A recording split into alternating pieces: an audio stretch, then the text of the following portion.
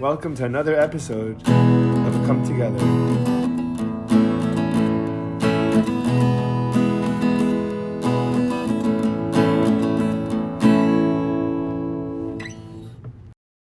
Dr. Dave Schwartz. I saw on your website that you occasionally go by Dr. Dave with your, but not to be confused with the medical Dr. Dave. Yeah, no, not definitely not a medical doctor. Well, thanks so much for joining. I found your information online when I was looking a little bit into. I was really curious about the history and I guess of gambling and corruption. I always have loved, the mafia type scene and the people that kind of take, take their own ways in society and choose to live by their own standards. And so that's why I found you to begin with. But then when what you and I were talking on our introductory call, we got into conflict resolution, which is the most recent part of your, I guess, career or the most recent phase, and a little bit of the EMT stuff. So I kind of want to touch on a little bit of everything. But yeah, tell me a little bit about yourself. Oh yeah, so my name is Dave Schwartz. Grew up in Atlantic City, New Jersey. That's I guess where I got interested in casinos. I was born at a time where some of my earliest memories was them imploding some of the old hotels.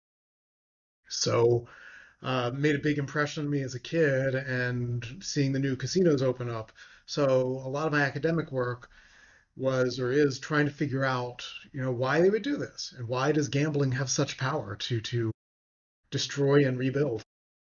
Yeah, yeah. And I mean, I'm sure that you could delve into this from a million different perspectives, psychologically and culturally and, societally, and even in terms of, I bet, different economic classes, I'm sure have different patterns and behaviors. What are some things that have surprised you that you figured out along the way? Yeah, a lot of it's just that this impulse to gamble seems pretty innate for a lot of people. Hmm. Some people have the gambling gene, some people don't. And who knows, it might be something, I think a lot of it goes back to our need for risk. You think back about humans and evolution, all that, we evolved in a hunter-gatherer lifestyle where there's a lot of unpredictability. Hmm. So it makes sense that we would kind of be hooked on risk and hooked on the unknown and not knowing what's going to happen. And gambling is one way to indulge that uh, hook. Yeah, yeah, definitely. I think I think that people are also attracted, and especially the way that it's presented with the notion of investing a little for the potential of making a lot. And so you feel like you're not losing that much and, this experience that you're going to partake in, hey, you know what? It's an experience and it's a fun time and even if I lose 5, 10, 20 bucks, like it was worth the potential and the excitement and the experience of being able to get that $500 payout, that $100 payout, whatever it is. Yeah, and some of it also is more social, where it's about bonding together with people. Think about games like poker, think about football pools and stuff like that, and brackets and things like that. So there are a lot of motivations that people could have. Yeah, yeah. I think one of the cooler things that's happened is the development of how gambling has kind of, or how technology has kind of wrapped its tentacles around gambling. Because this, and it's funny because, and I'm sure you've talked a lot. I'm sure you've thought a lot about this, or people have asked you about this. But this whole Chauncey Billups, recent NBA Fed, I guess arrest, and the whole story over here. I was listening to a podcast about it, and one thing that people were talking about was how parlay betting made it so easy to become corrupt for athletes. That like you can like really morally justify it to yourself to say, if my team's up 10 and the spread is on me getting 5 rebounds and I got my 5 rebounds and my team's gonna win anyway and everyone it doesn't hurt anyone. Let me say my toe hurts. Let me say I pulled a hamstring. Let me sit out and everyone I know collect a couple hundred thousand, a couple $1,000. So I thought it's cool how the development of gambling has kind of kept up with times. Yeah, and that's kind of again, it's sort of a universal, something kind of fascinating that I've seen in studying the history of gambling, where you look at the Paleolithic era, you've got The way they gamble is pretty much with dice made out of they call them huckle bones, or it's actually the talus, which is part of the ankle bone of Cool. goats and sheep. So you've got that, which is kind of more primitive. You have the Neolithic era come in, which is groundstone technology. So now we're not just doing like flint mapping, we're doing groundstone technology, which also sounds like it would be a good kind of bread, like groundstone split wheat bread. But it's a form of lithotechnology, I think. Hmm. And you now have the development of ivory dice. They're cubical, they're shaved down into cubicles, cubes, shaved into cubicles, shaved, not working some drone job there in cubes, not Uh-huh. cubicles. So yeah, you have that evolution. You look at the development of block printing in Asia in like around the year of 1000, 1100. That eventually develops into playing cards, which was a new technology that hit Europe, Wow. about 200 years later. So you every also another one that people maybe don't think about so much these days, but was very important at the times, the telegraph. The telegraph was used for gambling, for sending horse race information. And that was really Right. and yeah, I like to argue that was the first remote entertainment in, at least in the United States, where you could go to what they called a pool room or horse room and sit there, and the announcer would be reading the description of the race. So before there was radio, before there was TV, it was this remote entertainment, and you could bet in it, and people got really excited. So yeah, gambling has really always moved with technology. So it's not surprising it's still doing that today. Not at all. That's so cool. And it's such an interesting point that you brought up about also the development of what we can even use to gamble, like it makes me think, I mean, I guess that would even further emphasize that the notion that it is deeply ingrained in human nature, that it's not something that just arose from circumstance, oh, we just happen to have something around, so we find a way to do it. Like we're actively looking for whatever tools we have, however primitive we have, however advanced we have, to find a way to participate in this. Yeah, I think so. And I think realizing that it is this innate human impulse for a lot of folks, probably not for everybody, but for a lot of folks, I think can help us understand it a little bit better. Yeah. Yeah. So I want to talk hopefully a bunch about the history of gambling, or at least in the States. But I mean, I'm happy to actually go like I'm very interested in everything you just said in terms of the cards and the dice and everything. But what I was originally reaching out about was so gambling I know today is generally reserved for Native Americans unless the state that you're in makes it legal. Is that correct? Okay, somewhat. I mean, it's definitely a complicated story. Pretty much as the United States developed, gambling regulation is a power that's reserved to the states. So if the state says it's illegal, it's illegal. So in Utah, for example, there is no gambling because the state says this is legal. In some states, you can have a compact between the state and tribes, which would allow for what they call class three gambling, or full scale gambling. You also have class two gambling in other states. But basically a lot of it, since it's left to the state, each state determines what they want. And some states it's everything, some states it's some things. Right. So how did organized crime get involved in like when let's say with Vegas, right, which is the most famous and notorious case, obviously. Vegas, the state of Nevada made it legal to gamble, and then the mafia folk moved in and started their operation, or did they Mm, pull some strings to make to let the state, to pressure the state to make it legal? How'd that work? it's a complicated story, so let me go back to not quite the beginning. And if Yeah. you could you would you like a little history lecture here Please, please, yes, about definitely. the origins of organized crime in the United States? Absolutely. I would love Okay, that. so basically, let's go back like 300 years. So now Okay. we're in 1725. Okay, there is no organized crime because there is no organized police. In this era, pretty much, you might have the night watchman, you might have the constable. Sometimes, if your house got robbed, you would have to pay somebody to try to track them down. There really was no need for organized crime. Hmm.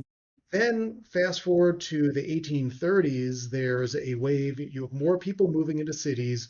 You have the breakdown of the old systems of labor, where, let's say, again, back in the 18th century, at least early 18th century, somebody made shoes. You would have the shoemaker, and the shoemaker would have journeymen and apprentices living in his house with him and his family. There's very Right. close surveillance there. You then have the rise of the market revolution and factories and stuff like that. Workers are no longer living with their bosses. They're just doing what they want. You also have reactions against immigration from places like Ireland to the US. If you've Sure. ever seen the movie Gangs in New York, it is a very Yeah. accurate depiction of this. Yeah, so that opening scene, the Battle of the Five Points there, it's very accurate and based on actual characters too. Really? So yes, so because of stuff like that, because there's things like race riots, religious riots, and things like that, people say, whoa, we want to have people with uniforms and guns telling other people what to do. London is one of they have the Metropolitan Police of the Bobbies in London that are adopted there, and that's the model. I think Boston has the first professional police force, but I could be wrong on that. But basically, it spreads around the country, 1840s, 1850s. Now you have people professionally trying to fight crime, so you now need to organize crime. So Ah, that's the birth of organized crime in the United States. And it's around a lot of things. But one of the things that people like to do that was either illegal or not quite legal was gambling. And gambling really was the ideal crime for organized crime because it wasn't that socially stigmatized. There's a difference between like, hey, yeah, I give people black tar heroin and like help school kids shoot up and stuff versus, yeah, I'm going down there and I'm a bookie and I'm taking bets yeah. at the bar after work, after the factory gets off work. So yeah, there's a big difference with that. So it's generally tolerated and it's generally pretty popular. So there's a lot of that development going on in the 19th century. Again, if you watch Gangs of New York, really great example there. And again, that's based on a book by Herbert Asbury called Gangs in New York. That is a great source. In the Gilded Age, it gets bigger, it gets more organized. You have syndicates forming, and they're basically solving, sort of dividing the pie in a lot of different ways. You have technology like telegrams.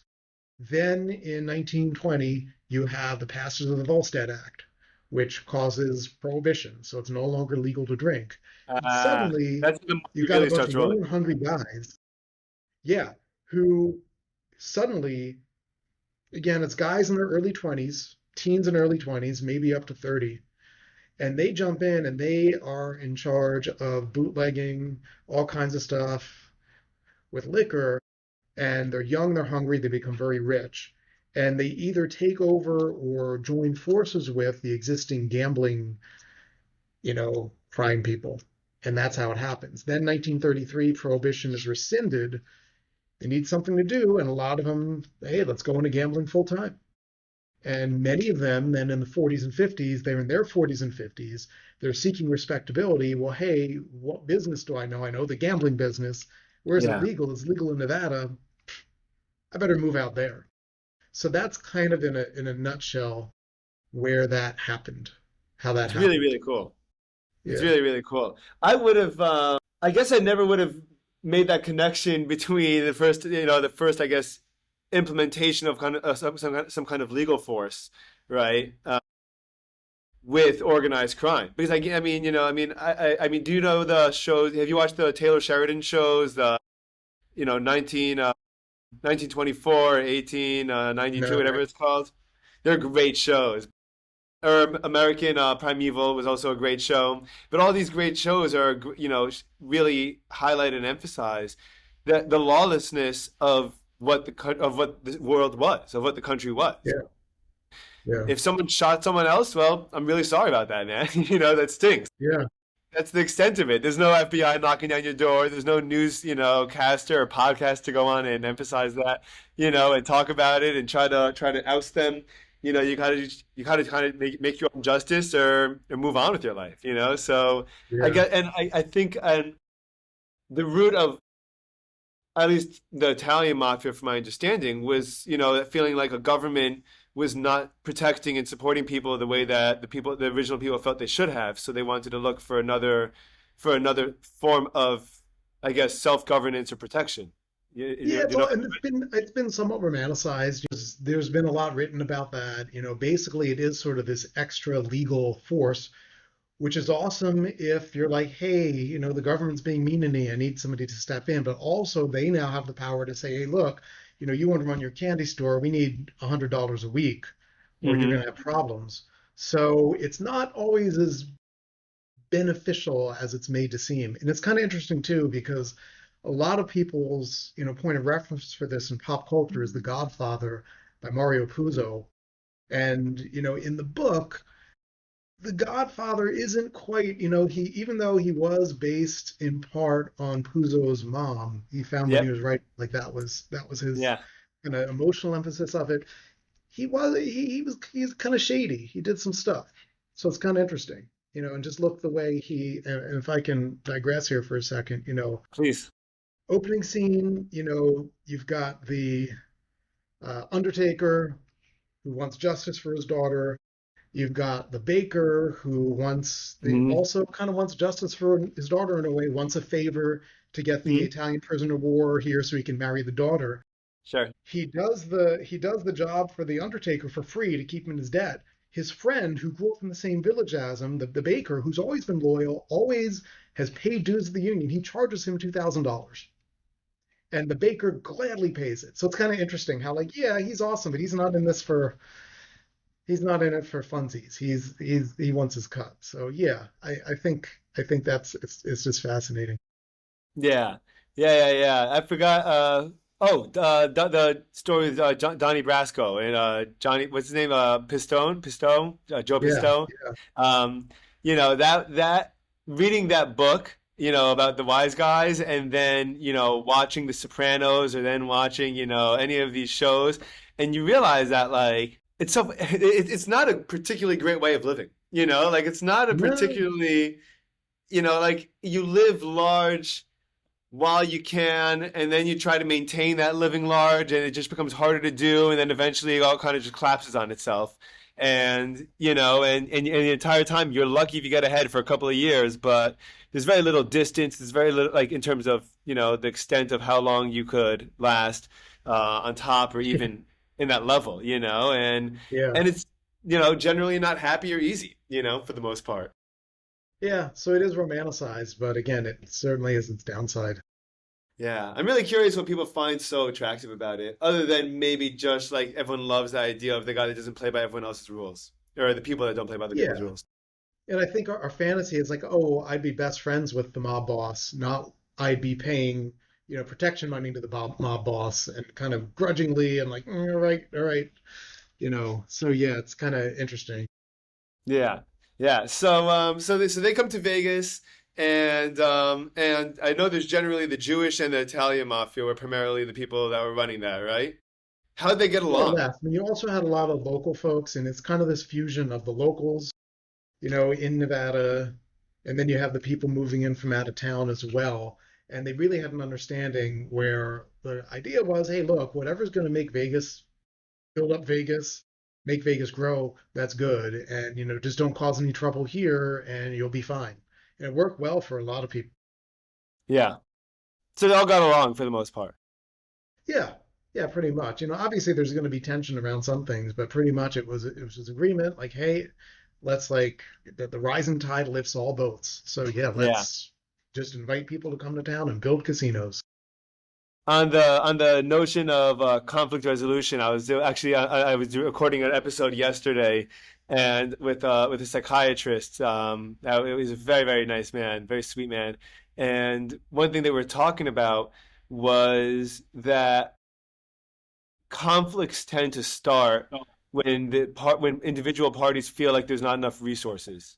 And like as long as Yeah, things are going well enough for everyone, everyone's very happy. And then as soon as, someone feels as though the potential lifeline, or whatever their resource, their income is potentially going to be compromised, that's when things kind of go a little downhill.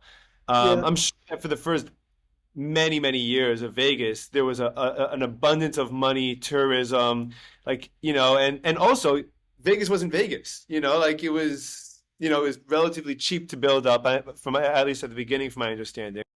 Yeah. and it was just a money printing factory, and so I'm sure that a lot of the tension started happening, or at least even, the removal of the mafia or organized crime within it when people started detecting, hey, we have a lot of hotels and casinos around here and resources are getting low and there is more competition. Is there a trend like that that you've ever noticed? Well, I'm going to yes end you with the conflict style. I also do Please. improv, so I'm going to pull out my yes end card here. Yes, excellent. Conflict, yeah, can arise from limited resources, but it also arises from unmet expectations. Mm, So, for example, in an organization, you can have people making six figures whose jobs aren't threatened, and yet they find themselves in conflict with each other. And I find a lot of times if you think about Maslow's hierarchy of needs with the physiologic, safety, I forget the other one, and then self-actualization. And a lot of times it's around self-actualization issues. Like, I want this honor, but they won't give me this honor. I want to do this work, but they won't fund my work to do this. So it's kind of interesting what people can get into conflict about. Pretty much anything. yeah, So resources does have a big part to do, but I would say it's also, to a large part, unmet expectations, especially in the workplace. Especially in the yeah, workplace. But yeah, really we'd interesting. probably be a lot less polite to each other if we didn't have food. I think I've heard it said like we're 4 meals away from anarchy, like civilization. I've heard that somewhere. Don't know where, but yeah, I mean, so conflict can be resources, but also I find a lot unmet expectations, which is why when I work with people, I've got a, can you see the sign here? You can't see the sign here. I got a sign this on my office. It says, in addition to the what will make you happy sign, it says, what are your unmet expectations? Like what do you need from other, which is kind Yeah, of what make you happy, what do you need? And when people can't articulate that, we need to stop and really think, okay, well, why are you upset here? Isn't being there. it's Yeah. really, really interesting. Really, Thanks. really, really fascinating. Because I don't think, there are certain questions that are really useful to ask yourself. For example, I teach high school part time, and a couple of days ago, I gave my students a prompt. If you didn't have to work ever again, you woke up tomorrow with all the $5 billion, Yeah.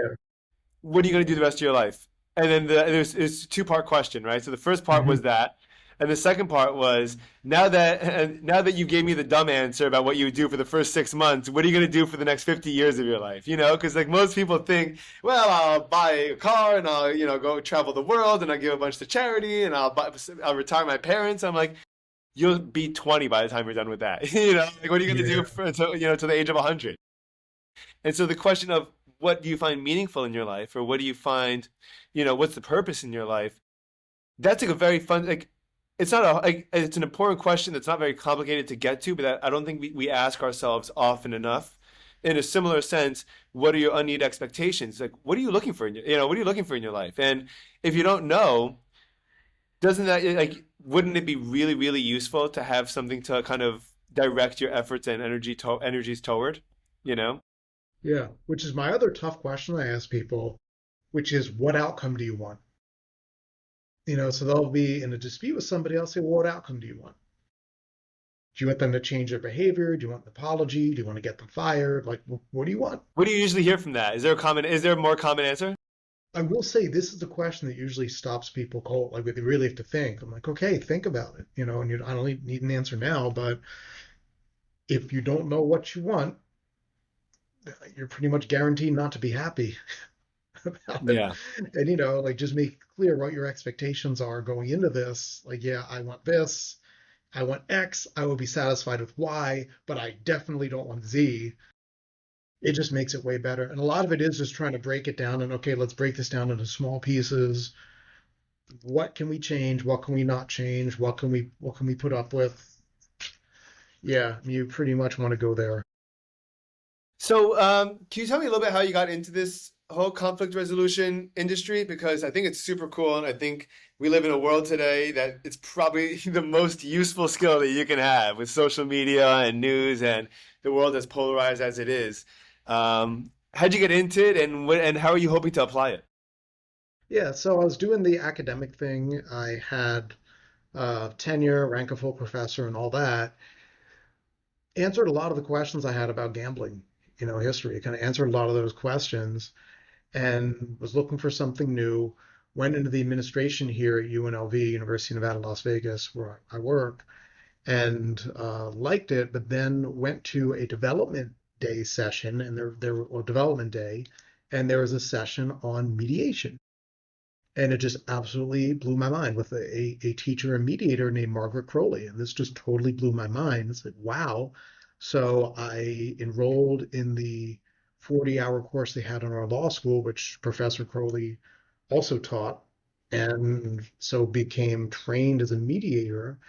And a little while later, and that was in January of 2020. And then something big happened in February, March of 2020. So there was the pandemic hit.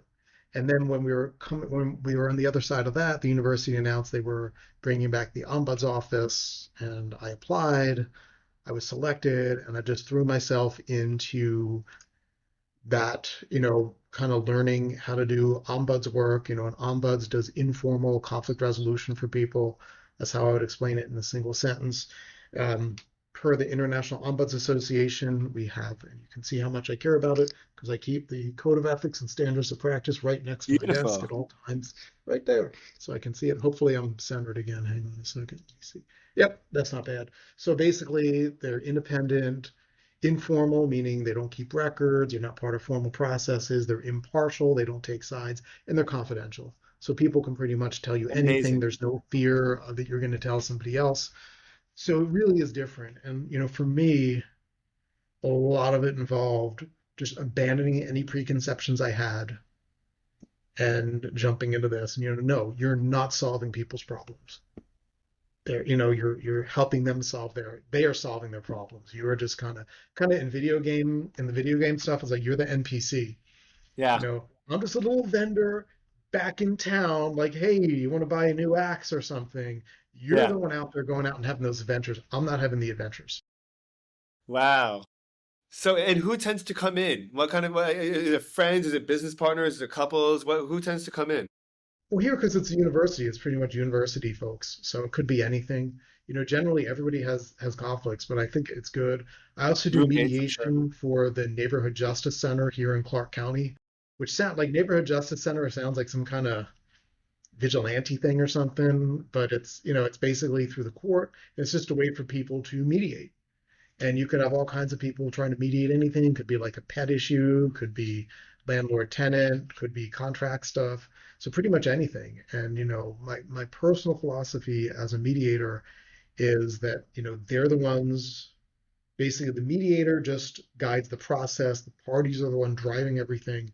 And I also feel like if one of the parties drives home and is thinking like, wow, that mediator said something really clever, I've done a terrible job, because they should be focused on them. It's like kind of like in sports, if you know who the umpire or the referee is, they might not be doing the best job. Yeah. You just want them to kind of be invisible. And that's how I feel about mediators too, where it's not all about them, it's really about the parties. I think a lot of people approach good therapy like that too. I've heard that people describe good therapists as people that don't, that they're not answering the questions for you, they're prompting you to get yourself to the right place. Yeah, because like you think about it, let's say, first of all, as a mediator or as an ombuds, am I ever going to know everything about the situation? No, no. So number one, I have imperfect knowledge. Number two, I've got all my own biases and assumptions and stuff I bring with it. Number three, I'm probably at a different place than they are in life. So, and as ombuds, a lot of times people ask me, well, what would you do? I'm like, it's not about what I would do. Yeah. What you could do, what do you want to do? And like, don't ask me what I would do because I'm a very different person from you. And I may have a very different tolerance for risk. So yeah, don't ask me. So I yeah, have no a lot of tolerance it is for that risk. and just realizing that people are pretty smart, they know what they're doing, and just help them guide them in some way. Yeah.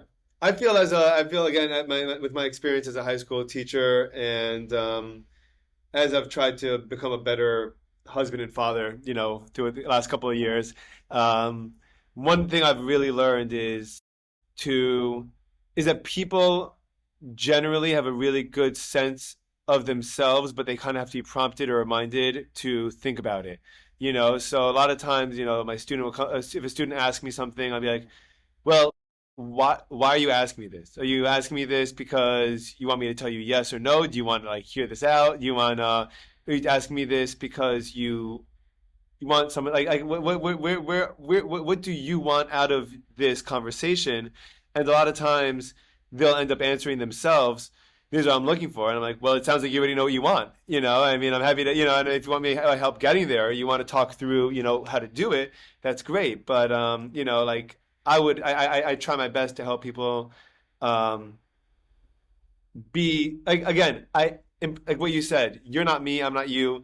Let's not impose ourselves on other people. Let's see what they have to what to say, what to offer, and help bring that to fruition.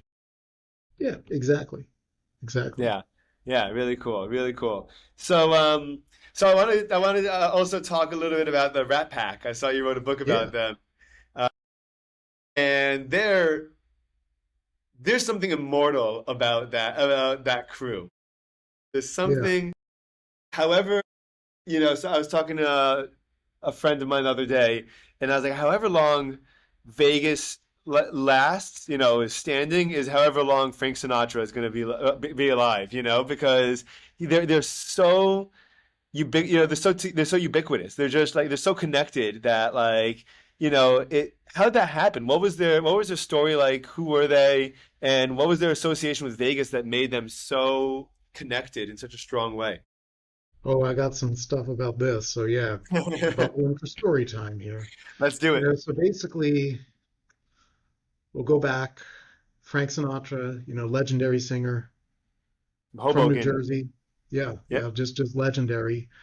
Um, Career at its ups and downs, very popular 30s, early 40s, very popular. Then late 40s, career's a little bit of a nosedive, has a Was that lot the of same time issues with as the acting career? acting, yeah, but that hadn't quite taken off. But yeah, his musical career is kind of, he had been the Bobby Soxers before the war. After the war, the Bobby Soxers have grown up, and nobody knows what his appeal is.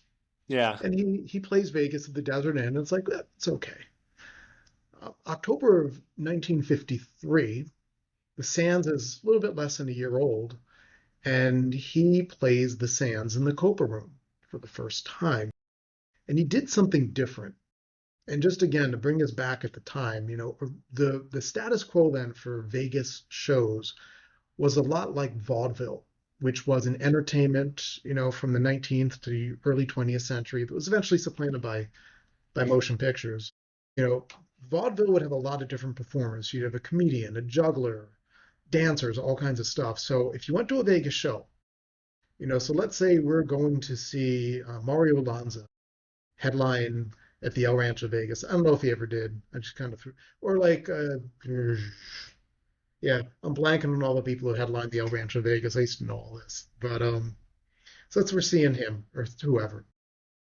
Okay, we have the comedian come out to start, then the dancers, then maybe an animal act, then maybe somebody else, Like in every and then Scorsese we'll yeah, movie. we'll get the headliner for about 20 minutes. Headliner will come out, do some songs, 20 to 30 minutes, boom, they're done. Thank you. Done and dusted, as they say on the other side of the pond there. Yeah. So Sinatra does it different. Says, you know what? No, you're going to get like an hour of me. We are going to have one opening act, and you're going to get an hour of me. And it's kind of funny because one of the reviews said, and like for so many people today, they're like, man, if I could go back in time to see Frank Sinatra at the height of his talent in the Copa Room and this, 500 seats, and like you're right down there, boom, like they would give anything. One of the reviewers said, well, yeah, Sinatra's like for an hour, which is great if you like that kind of thing. If you like some but we wanted to see like the jugglers and stuff, and there's no jugglers, so I want my money back for that show. Which again was like a two-drink show, so but really wasn't that That's funny. right. Changed, but That model that was what he did changed different. years. Yeah. So at the same time, he's in this little movie called oh man, I almost totally got this mixed up. He's in From Here to Eternity. Okay, which ended up I believe he won the Oscar for that for supporting actor. And this of course was fictionalized a little bit in The Godfather with Johnny Fontaine and Uh-huh, Jack sure. Waltz, and it's hard. Yeah. I can't, I don't even have to act. The And book was horses. way better about the plot than the movie was with Yeah, Johnny. yeah, Yeah. yeah. The horse's head, all that fun stuff. Good old Johnny Fontaine. Uh, Yeah. but yeah, where was I going with that? Yeah, so basically that establishes him in Vegas. So now he's at the Sands. He has an equity stake in the Sands. He has stock, according to some people. And again, it's not like they kept written records. So can we prove it? Who knows? Supposedly he was holding the points for people like Sam Gian, but who knows? Anyway, on paper at least, he's an owner of the casino, part owner. Okay. Uh, Dean Martin, Martin and Lewis, Dean Martin, Yeah. Jerry Lewis, very Yep. big act. First came together at the 500 Club in Atlantic City, my hometown. There So you some go. hometown pride there. That's when they started working together, and Beautiful. they were huge, movies and stuff. They played the Sands. They split up, and basically Dean keeps the Sands in the divorce. So Dean stays at the Sands. I mean, it wasn't literally a divorce, but they did split up. Although Were they they eventually, they were just handing out equity to anyone that would perform there? What was it? How'd that not happen? quite. I mean, it's definitely for very special people, you Okay, know. gotcha. And they're like, listen, we Also, want you to come. We want you to spend more time here. If you invest the time here, we'll make it worth your while by giving you part-time yes. owner. Or we need to get money to Sam Giancana, and this is a way that we can do it without. So, Right. like, Or a that. lot of the Vegas history, there's the stuff that was written down on paper, and there's the stuff that was probably going on that we're pretty sure was going on, but we don't have the same proof, Sure. Okay. because obviously they didn't keep records of this because it was a criminal conspiracy. Uh, and, as we know from The Wire, you don't take notes in a criminal conspiracy. Yes. So, another great HBO show, The Wire. Incredible. Um, so basically, Dean is at the Sands. Then Sammy Davis Jr. comes at the Sands. That's right. So by 1960, they're all there. January of 1960, a couple things happen. They start filming a movie called Ocean's 11, which is The basically, original. again, they remade it many years later, but it was pretty much, it's a real document of the times. It's pretty much just them filming Sinatra and his buddies hanging out. And, there's a plot with the casino heist and all that. Great songs, great stuff. And while they're doing this, Al Freeman, who was a publicity director of the Sands, has the idea. Okay, also backing up a second. For a long time, like let's say Dean Martin was playing and Frank happened to be in town, he would come up and sing. When Sure. Judy Garland performed, I think 59, Frank came out to support her because he was a big fan. So, this has been happening for a long time. Yeah. Al Freeman gets the idea, hey, wait a second, we've got all three of these guys here. We're going to promote this Yeah. as the biggest thing in the history of the universe since the Big Bang. Like, this is the biggest thing. And, like, yes, they never called them the Rat Pack. That was a gossip columnist who called them the Rat Pack, who Frank hated, who said terrible things about, hated her. Never called them the Rat Pack. Either Sinatra wanted to call them the Klan, but that wasn't so great. They called it the Summit because there was that Eisenhower Khrushchev summit that was supposed to happen that didn't. So it was like the Summit. Frank and his friends, whatever they called it, but they would perform together.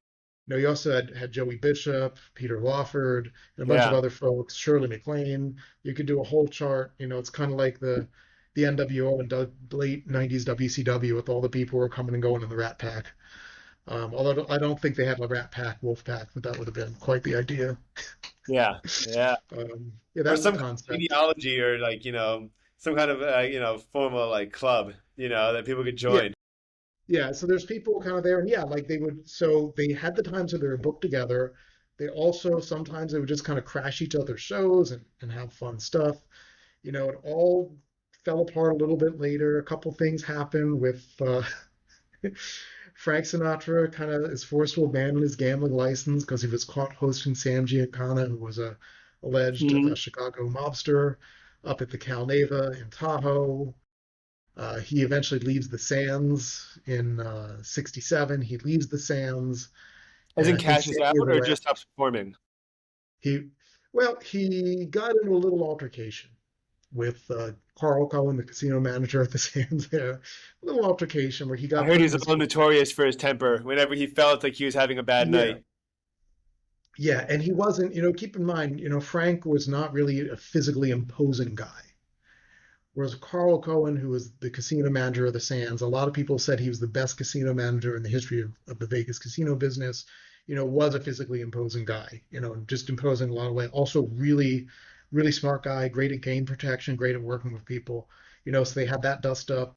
Frank ended up going to Caesars. Caesars also ended up stealing a lot of the Sands' thunder, and the crown kind of moved to Caesar's Palace after it opened in '66, and that's where you get that. And the Sands hung on for a long time, did a lot of really cool stuff, but eventually was imploded, and now is the Venetian.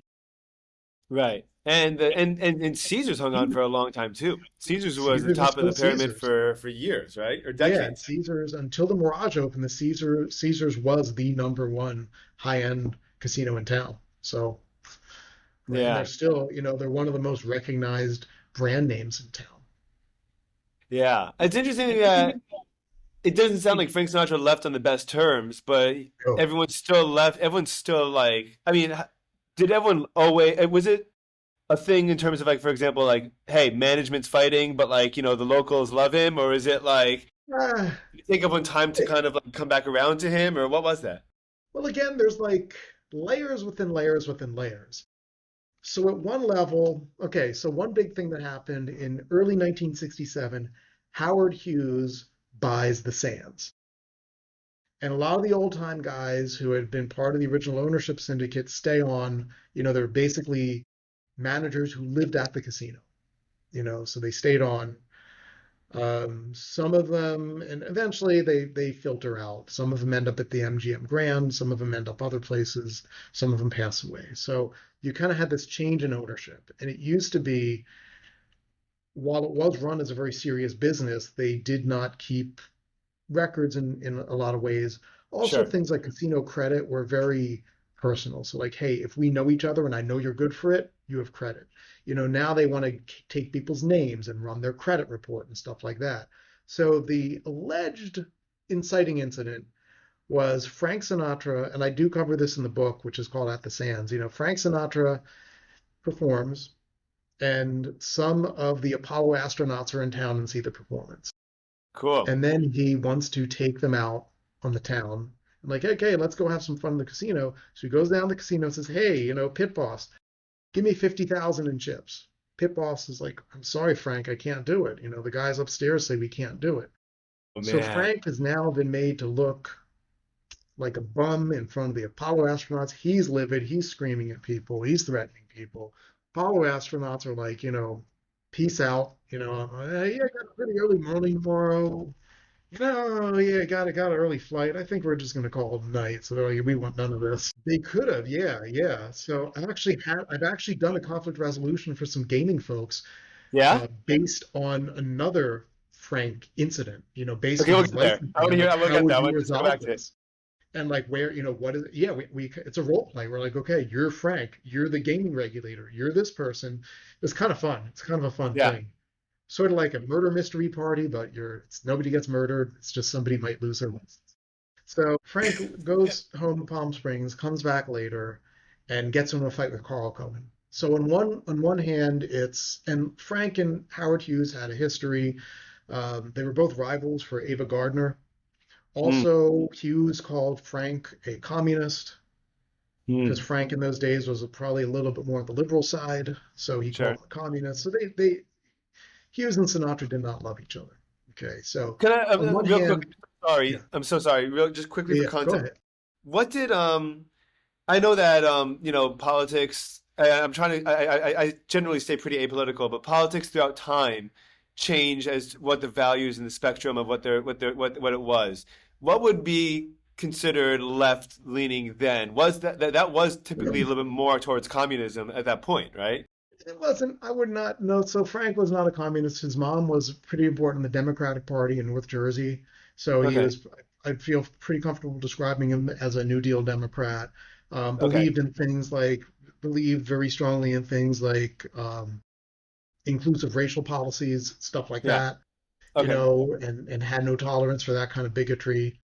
Okay. So yeah, Gotcha. so today Okay. would probably would Pretty, not pretty, make pretty, pretty him regular not a communist. So standards. definitely not a communist. Certainly, yeah, like to make money and like to, to own Yeah.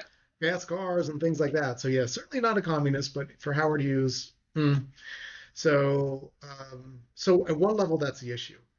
But there's another level too. So if you think about Frank as kind of the conduit for maybe money back to certain parts of the mob, now that Hughes is owning the place, they can't do what they were doing with skimming the money. They've got to move it somewhere else. What about Caesar's Palace? So some people have said that the whole thing was just a, I don't want to say an illusion, but like, yeah, it wasn't really that kind of personal argument. It was a business thing. And like, yeah, some evidence for that is so news of this in Vegas broke Monday morning. By mid Monday morning, he had a signed contract at Caesar's Palace. Yeah. Before the So, Inquisition trial, huh? yeah.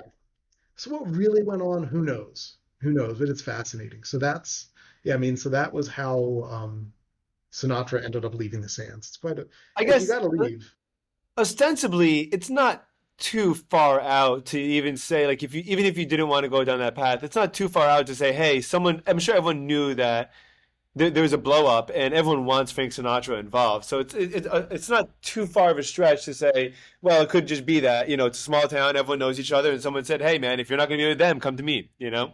yeah. Yeah. So it was not a spur of the moment thing. I guess. And you can speculate who really benefited and all Yeah. that, but interesting stuff. And Frank didn't have a gaming license. In the 80s, he got his gaming license back. Nancy Reagan was one of his character witnesses. So it's kind of funny how they flopped that, and he ended up being acclaimed in the gaming industry once again in by the 80s. So yeah, because here's why. Frank Sinatra was the best for drawing gamblers. So like Elvis would draw people. Elvis had all those sellouts in a row. Sinatra would draw the gamblers. Do they have any relationship, Elvis and Sinatra? I mean, not that I'm aware of. I would guess they knew each other, but I don't think they were like buddy buddy. But who knows? It's Different really vibe. interesting. Have Yeah. you done a lot of a lot of work into Elvis and his Vegas stints and work because and his relationship with his Um, manager? Kind of superficially, but not to the extent that I have with Sinatra. I see. I feel like people are in one camp or the other, a lot of times. Maybe, but maybe it's like we have the peanut butter and banana sandwich for lunch and the marinara pasta. That we have that for the brujoles or whatever for Sure, sure, dinner. sure. So maybe we could do both. Yeah, yeah. Because that was, I think, what Elvis's stints there, or I guess his residency there was in the '60s. Well, 69, 69 after the International Open, which is now the Westgate. So Right, 69 until his death. So right. yeah, that was quite the thing. And how do you drive a mob out of of Vegas? How do Well, you? there's a couple ways. So basically a couple things happened. Number one, and again, like I go into this in the books, if you look at it, they really had, if we're both running casinos and one of us is affiliated with organized crime and one of us isn't, the one with the organized crime connections has some advantages. Number one, financing.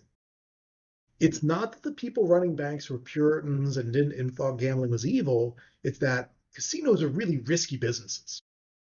Are And they? if you look at the number of casinos that go bankrupt, I mean, it's constant. Look at how many times casinos go bankrupt. Even though they're offering negative expectation games, there's still a lot of expenses that can get out of control. Today Hmm. it's the debt expense because a lot of companies have taken on a lot of debt. That's what's Yeah. hanging over them.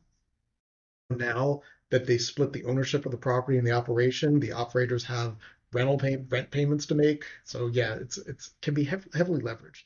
So it was too risky. People connected with organized crime knew the business though and knew like, yeah, we can make money from this. Also they knew how they could skim money out of the casino Yeah, and sure.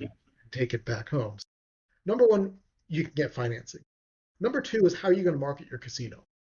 You know, if you want to find the gamblers, so let's say we want to find the gamblers in Cincinnati. It's not like we're going to buy ads and say, hey, gamblers, come to our casino. We're going to go to somebody who knows the gamblers in Cincinnati. And who's that going to be? people were involved in gambling in Cincinnati, which is organized and illegal, therefore organized crime. So Yeah. junket marketing is the second one. Third one is interesting. So it used to be, and under a British law called the Statute of Anne that dates back to the time of Queen Anne, gambling debts could not legally be collected. Legally collected. You could not. So if you went to the courts and said, "Hey, I lost this much money to this, or this guy lost this money to me playing poker," just like right now, you couldn't go to court and say, "Well, hey, I gave this guy all this pure uncut cocaine and he stiffed me." you know, you can't sue for that because it's illegal. It's the same thing. Sure. And even when it became legal, they didn't change that.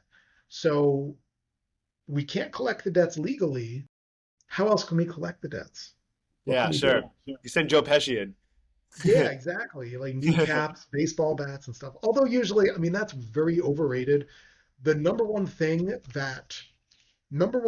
that led people to pay off their gambling debts was a mix of pride and peer pressure because people wanted it known that they were good for it. So if you're a Yeah. serious gambler, like, yeah, my kids are starving, we don't have heat in the apartment, but I paid off my bookie. Wow. That's the pride. Like, yes, I am a real man. I settled my debts, again, even though my kids don't have food. So You think it's yeah, that? so a lot of it was more the peer pressure. I guess for some people it would be the threat of violence. Or even the addictive nature of it. No, Yeah, meaning that if you're so addicted to the high, then you know what? That does come before your food and rent. That does yeah, come before yeah, your payment to your kids, tuition or whatever it is. yeah. And that's like the That's worst your thing. It's priority. like, oh, you won't be a guest here anymore. That was Yeah, the that'd be worst the thing. worst part of it. Yeah. Yeah, so a lot of times, it wasn't. I feel like maybe that's been overstated a bit because yeah, that's Because it's no way to. fun. But the threat of it's still there. I mean, again, how many people do you need to see with broken kneecaps to realize, like, oh yeah, he's really serious. I better pay him his money. Yeah. I don't know if there's actually a really interesting phenomenon in the Jewish community, in the Orthodox Jewish community, where if someone wants to get divorced, a husband has to, according biblically, has to, or religion, I guess according to the laws of the Torah or Bible, as to the husband gives it to the wife. The wife can't just walk off.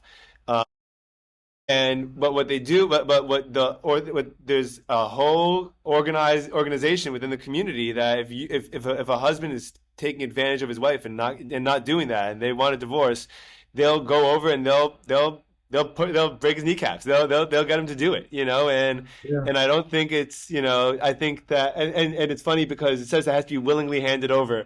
It's like, well, how is that willingly? It's like, because if you didn't yeah, stop, then then it is his choice, at a certain point. But I think it's and you know what, you still have it to today too. I don't know why. There's something about it's so interesting. There's something psychologically about violence that doesn't seem to necessarily work on people. We know it with torture, with the CIA and other countries. We know it with with the way you're describing it. A lot of times, the way to get people to bend is to actually just get them to kind of see another side, or to to just open their eyes up a little bit. yeah. And bringing it back around to conflict resolution, the workplace and stuff, Yes. Yes. fear is an excellent short-term motivator. And like when I'm doing a workshop, I like to tell people like, hey, like if a leopard ran into this room, I bet we would all run faster than we've ever run in our lives. Like Yeah. fear, excellent short-term motive. You don't want to mess with a leopard or anything, but leopards are the one that eat faces. It's what I've heard. So, but if like it's a leopard every day, eventually you're like, whatever. So if the boss says, hey, if you don't get this done, I'm going to fire you. Oh my God, oh my God, I don't want to lose my job. If they're Yeah. doing it every day, finally, you're like, man, just fire me already. Just get it over Yeah. with. Or So you're not one or the other. yeah, it's about making people want to do things and kind of figuring out what are their motivations, what do they want, and helping them, like you said, reframing things sometimes is the best way. Yeah, the show that described that whole process really well was Homeland. I don't know if you watched it. No, It kind of trails off the last two seasons. I think that like all television shows, for the 4 to 5 season or 4 to 6 season, peak if you're lucky. I also mhm, completely forgot, completely tangentially, television shows. seasons used to be 25 episodes a season. Yeah. And if it was an hour show, that's a ton of content. I don't know how anyone was able to keep up a good story for more than a few seasons if it's 20 hours or 25 hours of television per season. That's crazy, Yeah. you know? That Yeah. was just because I was watching because I was watching Homeland and it wasn't HBO, but most of the long form content that I do consume is typically HBO or Yeah. Netflix now. Netflix kind of adopted that, Yeah. 6 to 10 season, uh, arc. And then I went back, I'm like, how long am I watching this for? This is crazy. But I guess yeah, that timeline is really perfect. But yeah, so as far as they do a really good job, showing how spying and intel and the way that you get people to flip or the way you get information out of anyone, the best way is to treat them like a human being. And you constantly have these guys coming in and being like, let's torture them, and you'd be like, it's not going to work, and then it doesn't, and then you just sit there and give them a coffee and a food and some food, and you say, we want to protect you and your family. The way that it's going to happen is if you just if you just work with us. Like we know that you want to protect your family or your friends or your empire or whatever it is. We'll help you do that. Just talk, and Yeah. it works way better. Yeah. Yeah. People need to be self-motivated. Yeah, definitely. How accurate was the movie Casino, or how on just in terms of the culture or what was going on? Very accurate. So, as you may have heard, the former mayor of Las Vegas, Oscar Goodman, who was previously an attorney, represented a lot of folks connected to organized crime, and some of the folks in the movie, what played himself in the movie. So that's kind of one Oh, he thing. did? Yeah, he did. Yeah. I asked a gaming regulator, someone I really respect, named Shannon Bybee. I asked him about it, and he said, well, the scene with the like, well, how accurate was that? He's like, well, the scene with the head in the vice, that did not happen in the state of Nevada. But apparently the rest of the stuff was pretty accurate to the folks who were around there who kind of lived through it. And yeah, it's just a great depiction of Vegas at that time. Just really cool. Yeah. Yeah, Really it also cool. kind of showed where like what I was trying to, describe earlier with the notion that as the town got a little more full, that's when competition, really got a little more heated up. Yeah, and it's also, and we can talk about the decline of the mob, but kind of one of the things I'd like to say about organized crime is because there's so few records, we tend to impose what we want to impose on it. Yes, I believe So that. Nick Pileggi, Martin Scorsese see it, and they see a Greek drama. Yeah, Okay. Um, Police look at it, they see it as a quasi-military or law enforcement organization with the boss, the underboss, and sure. it's like a police Squad. department. Man, almost said team. Police department. It's like a police agency, which like, yep, here's the boss, here's here's the chief of ops, here's the so yeah, so they look at it that way. Okay. When you have academics look at it, they basically look at it like it's the sociology department of, okay, well, we've got the chair of the department, and these other people are doing stuff, and they'll kick something back to the chair, but they're kind of independent agents. I'm not saying that people in the social department or any department kick stuff back to the chair, but it's really like where the chair is more the first among equals as opposed to the boss. Hmm. It's kind of like that's how they look at organized crimes. It's kind of interesting when you look at the mob, we can pretty much impose any structure we want on it because so much of it is an enigma. And I was about to say, and I bet reality is probably a blend of all of it. Yeah. I bet that, Yeah. depending who you were talking to and what they're, what they're like, if you were making an observation about the podcast state of the world, you could say it's education, it's news, it's conspiracy theories, it's whatever, and then you say, well, it's actually all of that. It just depends who you're Yeah. listening to, it's just Yes. that. So I bet that there's truth to all of it. That's been the fun part of doing this deep dive, these deep dives. Hey, can we take a little detour into conspiracy theories for a minute? Yes, please. Okay, I'm currently teaching a seminar at UNLV on conspiracy theories. Really. So, yes, so I'm having a lot of fun, fun with them. Tell me, what's some of your favorite ones, just off the top of your head? My favorite one, okay, like when I'm first like, hey, I want to teach a class in this, I thought it would be the fun ones with, like Bigfoot and aliens and stuff like that in Area 51. A lot of it's not quite so fun. It's Yeah. much more sinister. So it's just amazing how the same tropes are recycled through and Hmm. have been recycled for hundreds of years now. And it's basically trying to, one of them, so I'll look at, one of the thinkers, one of the frameworks we look at is Barkun. Basically, everything is connected, nothing is as it seems, and nothing happens by accident. And if you Yeah. look at any, and basically, also I've done this in my conflict resolution, where we bring this mindset into our work relationships where like, Conspiracies. hey, and I did a blog post about this a while back, but basically it's like, yeah, if you start thinking this way, like, oh, well, I know what's really going on, and yeah, they said this, but they're doing this, and yeah, I know that was no accident that this happened, and like really start to think critically about where you're going wrong.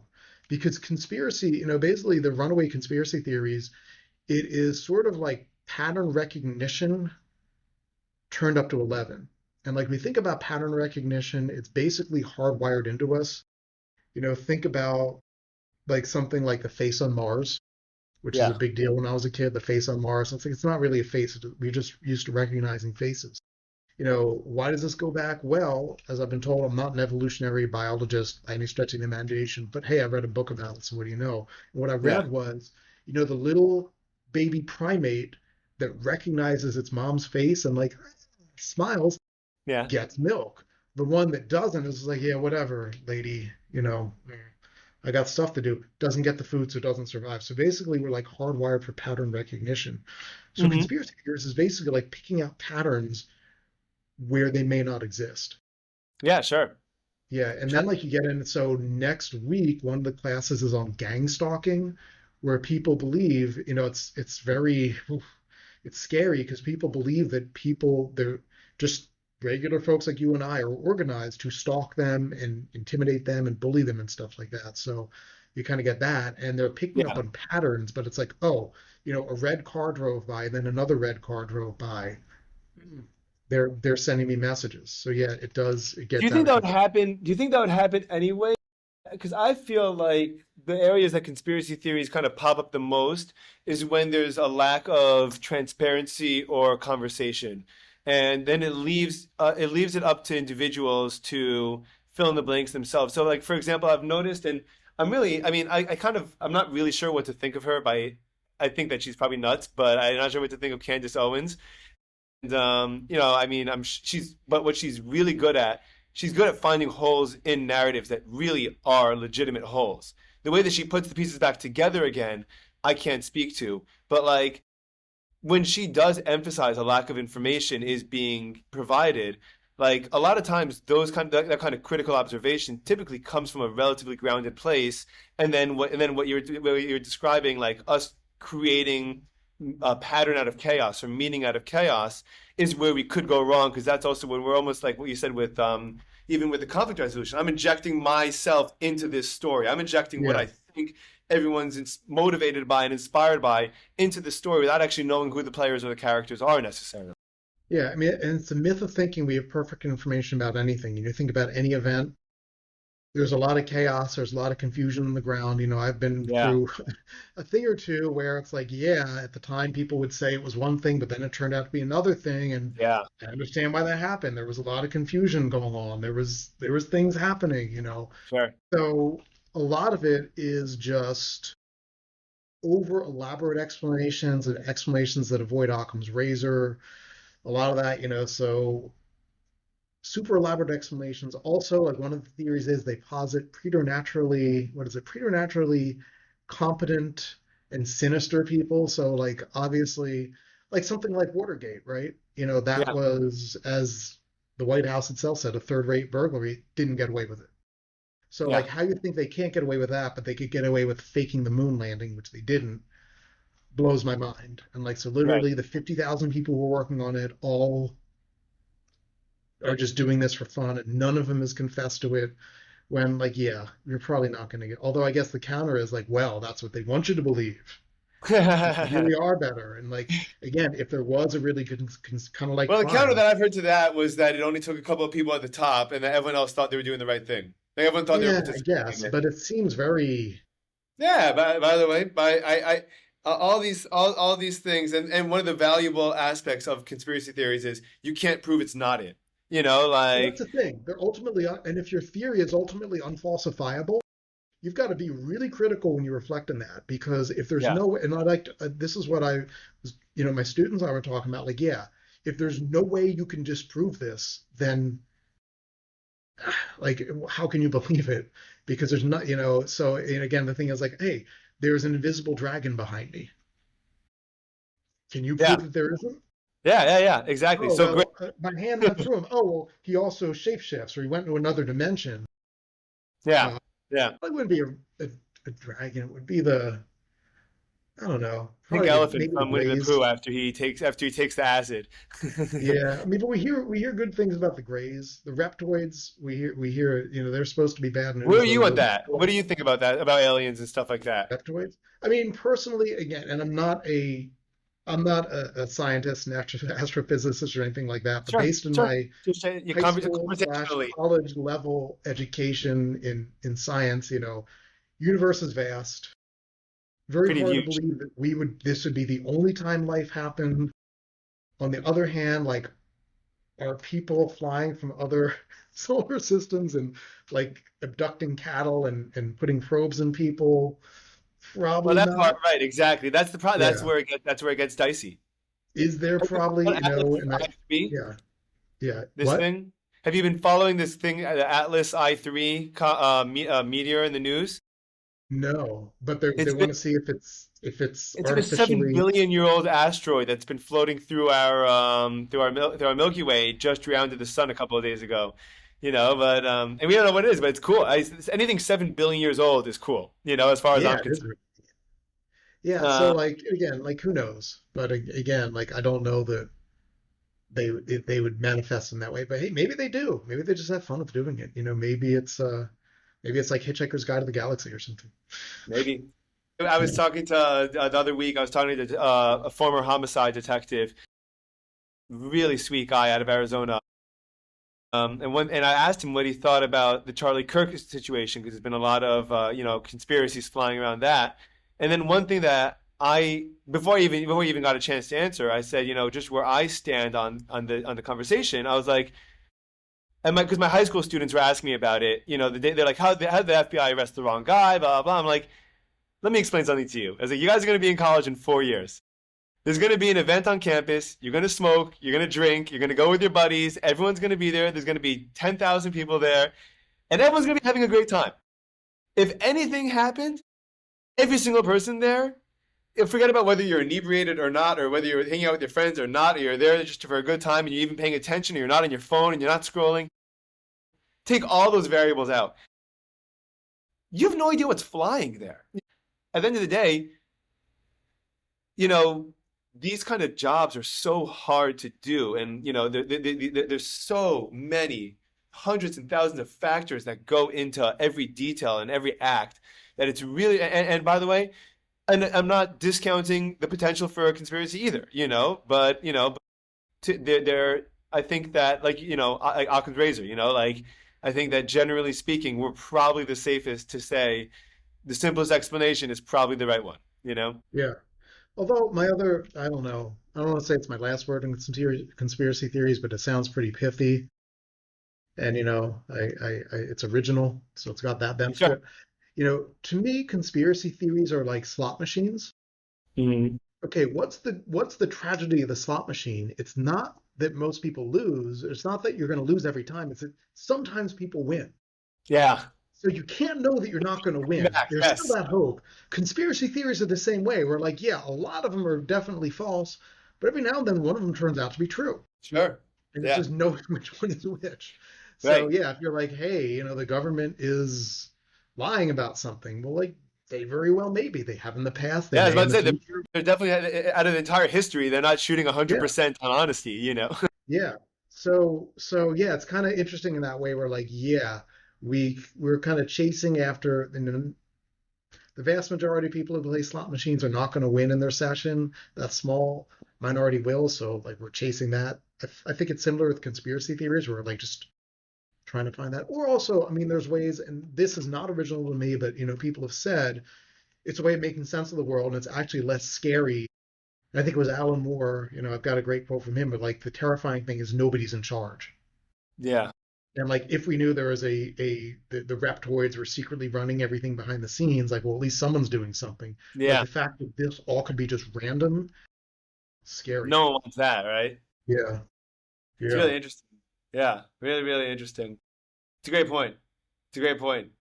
I want to talk to you about a couple more topics. Want to hit the I want to hit the fall of the mafia for sure. Oh I also yeah, want yeah. to think about the different economic, I guess, classes or stages that occur because throughout gambling. Because gambling is consistent no matter whether the economy is good or bad, and the question really kind of becomes as to what kind of games or what type of playing that people are doing in different economic situations. If times are good, are more people playing slots or less people playing? Is there a correlation between where we are as a society? So you could choose to tackle whichever topic you want to go down first. Yeah, decline of the mob. Let's take that. Let's do Okay, it. so Beautiful. basically, remember the three things that I talked about, the three advantages the mob casinos would have in Vegas, which were finance, marketing, debt collection. By the Yeah. 80s, they're all gone. So originally in Nevada, anybody who owned any share at all of a casino had to be licensed, basically investigated and licensed, which precludes ownership by publicly traded companies because they're trading over the counter, so you can't really do that. So Mhm. originally, no publicly traded companies in Nevada owning casinos.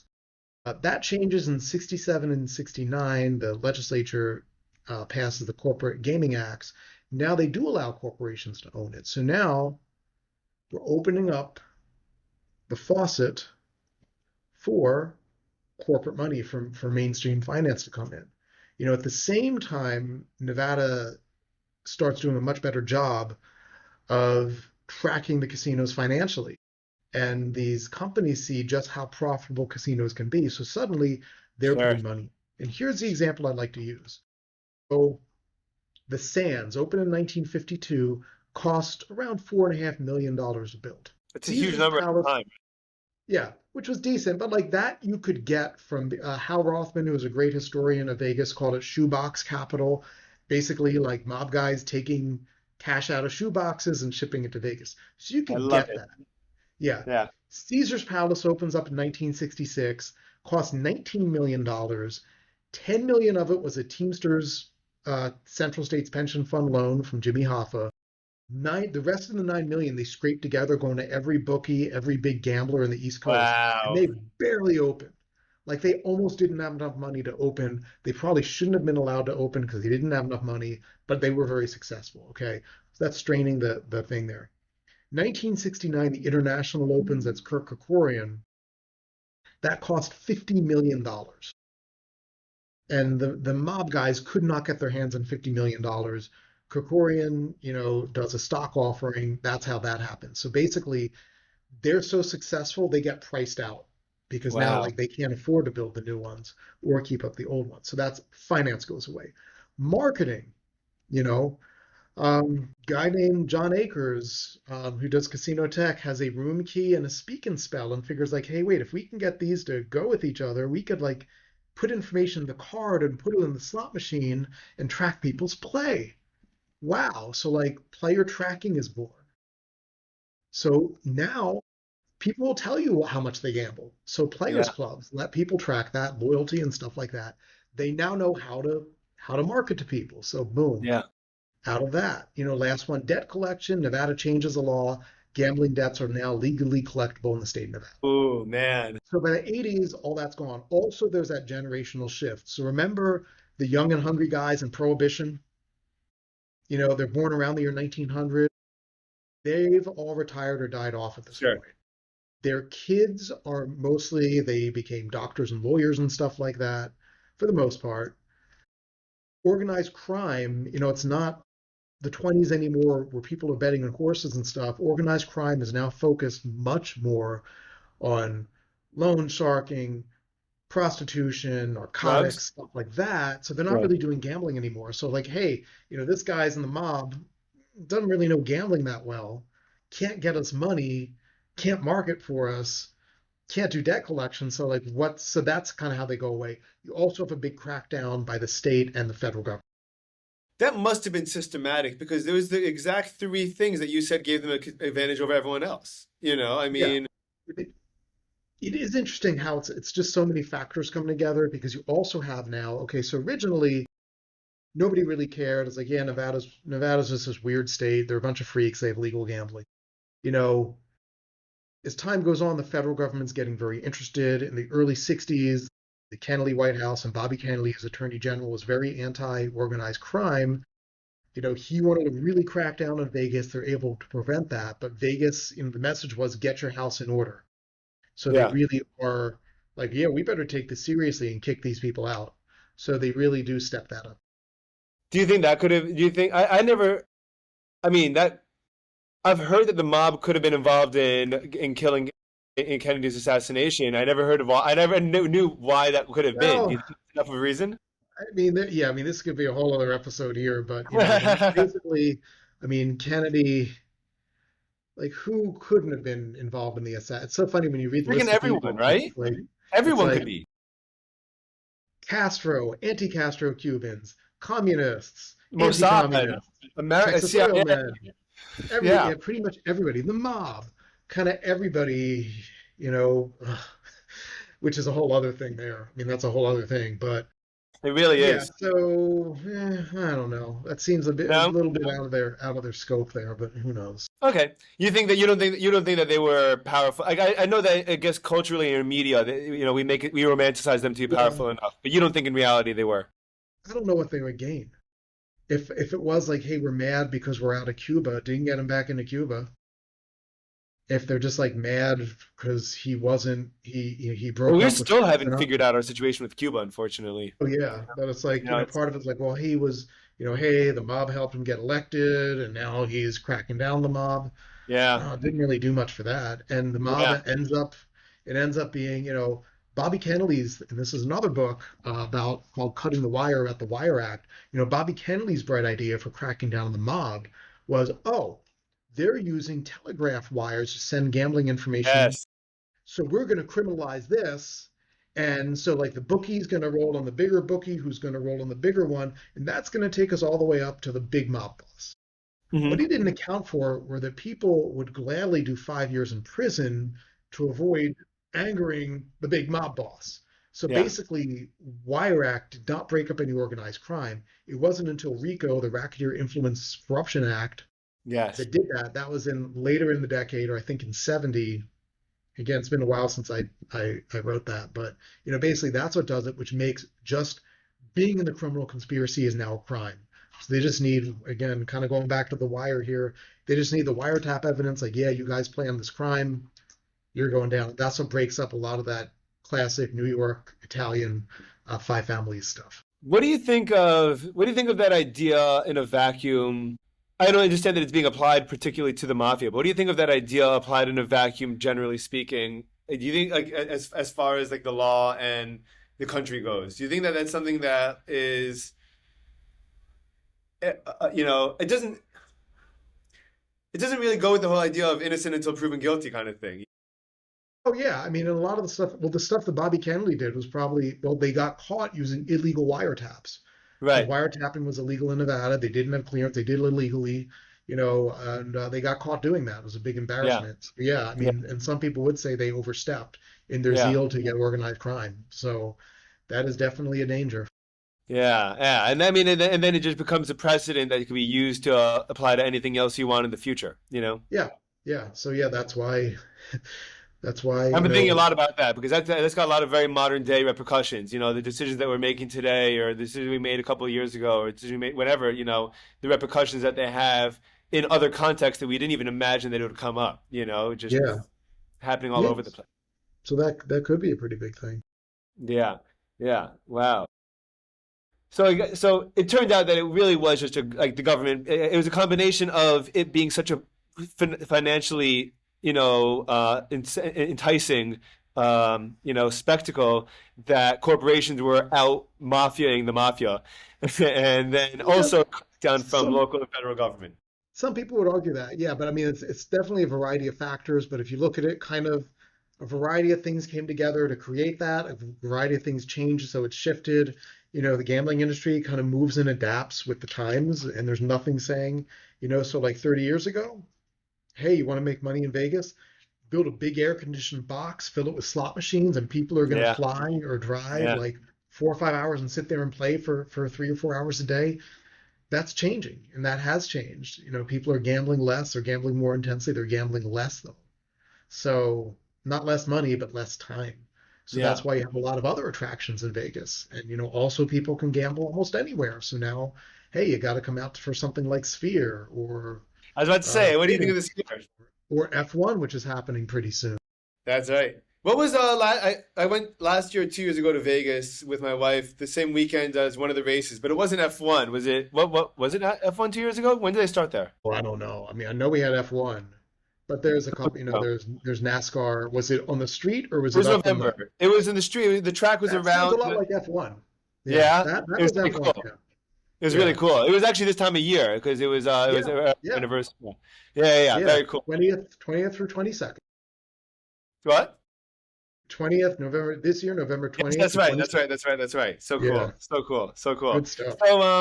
So I want to talk about real quick. I want to talk about economics, and I actually want to ask you about writing because I'm also a Yeah. writer, but I am not a prolific writer like yourself. And not only that, I have and I've spoken to a couple of people to try to get, people that have written larger libraries to ask their methods because I have a very hard time keeping track of like a whole thing and then and I kind of get lost in the detail, the zoom. I'm either focused completely on the trees and I have a hard time seeing the whole forest while I'm writing. So I want to ask you about writing and the economics of gambling patterns or anything like that. Yeah. Again, your choice as to which one you want to go into. Yeah. I'll go writing. I'm not an economist, so like that stuff is a little bit Sure, okay, outside so my we'll leave it with the area. writing then. Yeah. My scope. Let's talk for so like writing, and again, I'm not that prolific right now just because I have a lot of things going on, although I do like to keep my blog up. I try to get that out every 2 weeks. I'm working on something now about how, instead of just giving people advice about how to be nice and solve conflicts, I'm like, what if we like went mirror universe and I'm going to give people advice on how to sabotage things as a leader and how to be a bad leader and what to do. And it's Huh? kind of so yeah, I'm working on hopefully I'll get That's some cool. time to work on that today and over the weekend. I hope it is. Basically writing, my thing when I'm doing a book is a little bit at a time. If I can write 2,000 words a day, that's pretty good for me. 1,000 is good. The key is to just get words on paper. Okay. Also, like don't get too attached to anything because a lot of it you might get rid of. Right. So, I've got yeah, I'm not yeah, right now I just have so much stuff going on because I'm doing this, teaching the class, working another job part-time, back in school, not a lot of time to sit and write, I can but imagine. yeah, but when I was doing it for the 12 books or whatever I've done, when I Yeah. was doing it and I'll do it again someday, it's just like basically breaking it up into small pieces. Okay. Whatever it is, break it up into small pieces. And again, I'm a nonfiction guy, so I can't really speak to fiction with any degree of authority there. But like nonfiction, like yeah, hey, have your outline, know what each chapter's about, then I just break it down in chapter. I'm the kind of writer who I'm pretty much, kind of like if you imagine them designing the building as they're working on it. So when they're pouring the concrete in the first floor, they're kind of designing the fifth floor. That's the kind Yeah. of writer I am, where like I'll just have my outline, and as I'm doing the research, I'm writing. And how often, like, how often do your projects evolve as you're writing them? Like, oh, I thought I was starting about this, and it turns out I'm going into this, or I thought this was enough to be a whole book, but it turns out I want to include this, or I want to include all of it, and it turns out that I could only focus on this. Does that happen often? Yeah, I mean they do. A lot of times it's getting the concept. So like I had an idea. I wanted to do a book about the history of esports, and I Cool. thought I wrote a pretty good first chapter. Wrote a pretty good chapter about space war, which is a big deal. Then I'm like, yeah, that's I'm just not feeling this. And I gave it. I'm like, yeah, I'm not doing it. Don't know what I'm going to use that stuff for. It's sitting on a hard drive somewhere, which is kind of sad. But I was like, nah, my heart's not in it. I will share my usual. It's not quite a sine wave. I don't know what you would call it, but like my sort of writing mood thing as we're going through it. So like basically start the project like, yay, I'm up here. This is the coolest thing ever. This is the book that's going to change the world. I mean, I'm not grandiose like that. Oh my God, this is so awesome. It's going to be great. This is so cool. Kind of get into it. The mood goes down, and then by the time I'm like 25%, I'm like, not only is this a bad idea, this is the stupidest idea ever. You're a terrible writer. If there was a hint of a good writer in here, a good idea here, you wouldn't be the writer to pull it off. So Right. like it's a terrible idea and you are failing it tremendously, or maybe it's a good idea, but your ineptitude as a writer is making this awful and borderline unreadable. And this is just the worst thing ever written. But you're like slogging on, slogging on. Then like 75% through, it's like, okay, I could finish this thing. It's terrible, but at least it'll be done. And then the mood goes up. Yeah, I that's like kind of see. my experience. Oh So like man, it's not this a sounds love grueling. affair. How do you do that yourself 12 times or It's more? it can be rough, but it's like, like yeah, then you're like, hey, this wasn't that bad. This actually Yeah, wasn't that bad. Like there's something of value here. Because you just get so immersed in it, it seems so obvious. sure. Yeah. I find that I write best when I think that writers have to get themselves into some kind of negative play, or not negative, but um, challenging place. Like Yeah, they have to experience some kind of angst in order to get good quality work. I think that we become a lot more analytical psychologically when we're having a hard, whatever, having a negative experience. Like the most beautiful songs are written about the saddest things, and the worst yeah, songs are written about the happiest things. Like yeah, it tends to reflect in the beat or the melody, which is much more upbeat. But like as far as the prose and as far as the poetry goes, like you're not getting a real piece of work out of someone whose life was perfect all the way through and like never had a problem. I mean, so I think yeah. that I bet like I bet a natural part of writing is like you know focusing in on that frustration or focusing on something to keep you in that analytical locked in kind of mode. And a big part of writing is putting order in the world and taking one little chaotic thing and ordering it. That's why, Hmm. again, kind of circling back in this roller coaster that is my interest here. In conflict resolution, writing is a big place, narrative, writing it down. That's why I like to suggest to people, like, hey, number one thing you can do, what can I do to help myself? Hey, write it down. Hmm. First of all, you're going to keep everything fresh. Second of all, it's kind of like you clear the buffer and you can let it go. Third of Hmm. all, it's giving you a measure of control where you're Sure. saying, this is the story, this is what happened. I So also think that writing, writing things out with conflict control also allows you, a lot of times you have incomplete thoughts, but a lot of yeah, feelings flying around your head, and it yeah, allows you to really put a thought that you may not have even fully finished, but you're feeling out and then understand it. I think that helps a lot too. yeah. So writing is great for that. So yeah, I'm a big fan of writing. And hey, you do it. If someone else reads it, great. If nobody else reads it, still great because you did it. So that's why I'm a big fan of writing for all kinds of things. Wow. So cool. So cool. I love all this stuff that you're doing. I think it's really great. And not only that, I love how we didn't even get to we didn't get to a bunch of stuff, but but I love how you're able to keep yourself going from one passion and project to the next. And I think it's very commendable because I think that a lot of people, even my friends, I'm turning 30 in a month. A lot of my friends have been set in their ways for the last 5 years, as to what their interests Yeah, are, what their passion is.